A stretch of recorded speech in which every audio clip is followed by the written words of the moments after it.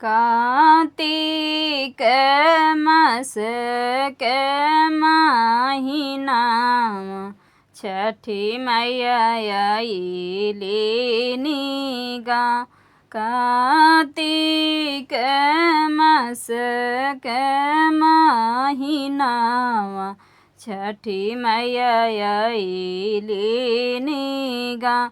घूमत घूमत छठी माई गइली ठाढ़ भैली मलिया दुआ।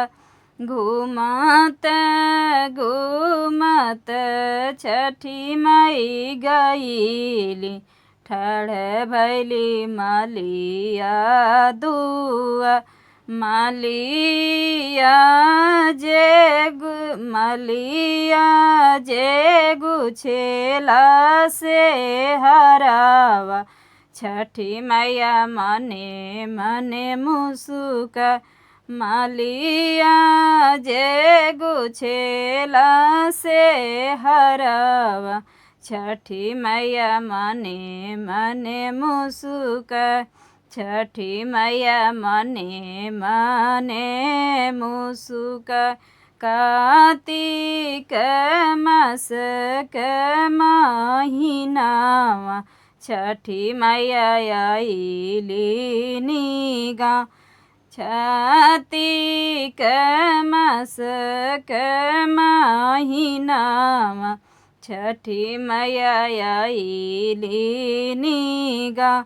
घूमत घूमत छठी माई गइली ठाढ़ भैली कोहरा दुआ।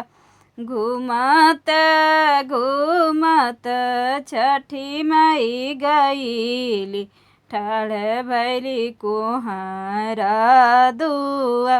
कोहरा जे गढ़ेला कलशवा छठी मैया मने मने मुसुका।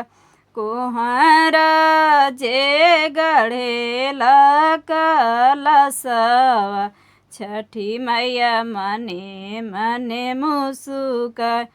कार्तिक मास के महीनामा छठी मैया आइली गाँव। कार्तिक मास के महीनामा छठी मैया आइली गाँव। घूमत घूमत छठी माई गइली ठाढ़ भैली बभना दुआ। घूमत घूमत छठी माई गइली ठाढ़ भैली बभना दुआ। बभना जे देला रगिया छठी मैया मने मने मुसुका। बभना जे देला रगिया छठी मैया मने मने मुसुका। कार्तिक मास के महीनामा छठी मैया आइली गाँव।